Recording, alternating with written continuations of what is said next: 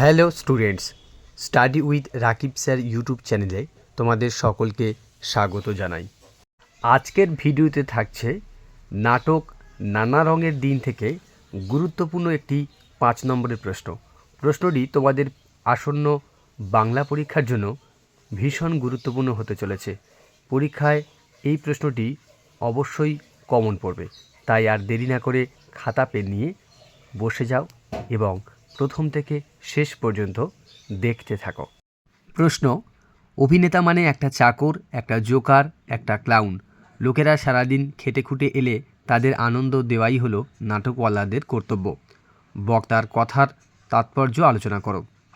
5 নম্বর উত্তর: নাট্যকার অজিতেশ বন্দ্যোপাধ্যায়ের নানা রঙের দিন নাটকে বৃদ্ধ অভিনেতা রজনীকান্ত চট্টোপাধ্যায় অভিনয় জীবনের শেষ প্রান্তে এসে অভিনেতার সামাজিক অবস্থান নিয়ে গভীর হতাশ হয়েছেন। একদিন পুলিশের চাকরি ছেড়ে অভিনয়কে পেশা হিসেবে বেছে নিয়েছিলেন তিনি।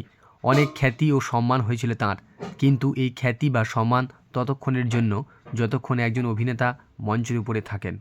সমাজ অভিনেতাকে আপন করে নেয় না, তাই যে অভিনয় সূত্রে তাঁর জীবনে একমাত্র প্রেম সম্পর্কটি এসেছিল তা পরিণতি পায়নি, কারণ রজনীকান্তকে থিয়েটার ও অভিনয় ছেড়ে দেওয়ার শর্ত দেওয়া হয়েছিল।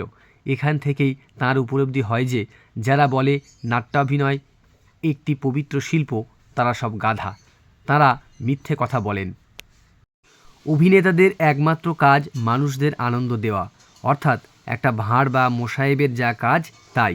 তার মতে দর্শক যতই হাততালি কিংবা প্রশংসা করুক না কেন, স্টেজ থেকে অভিনেতা নামার পর কেউ তাদের সামাজিক সম্মান করে না। কোনো দর্শক অভিনেতার সঙ্গে আলাপে আগ্রহী হয়, চা সিগারেট খাওয়ায়, কিন্তু সেসবই নিজেদের ব্যক্তিত্ব জাহির করবার জন্য। থিয়েটার অভিনেতার সঙ্গে কোনো বৈবাহিক সম্পর্ক তৈরিতে পিছু হটে যায়, অর্থাৎ অভিনেতারা শুধু মানুষের বিনোদন দেওয়ার পাত্র, কিন্তু সামাজিক সম্মান পাওয়ার যোগ্য নয়। তাই দীর্ঘ 45 বছরের অভিনয়ের অভিজ্ঞতা অর্জনের পর রজনী চ্যাটার্জি উপলব্ধি করেন অভিনেতা মানে একটা চাকর, একটা জোকার, একটা ক্লাউন। আজকের গুরুত্বপূর্ণ প্রশ্নটি এখানেই শেষ হলো।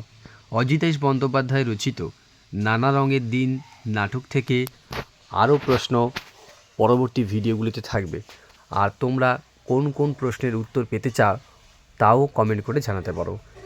এই ভিডিওটি ভালো লাগলে লাইক, কমেন্ট এবং বন্ধুদের মধ্যে শেয়ার করে দিও। চ্যানেলে নতুন হয়ে থাকলে অবশ্যই চ্যানেলটিকে সাবস্ক্রাইব করে পাশে থেকো।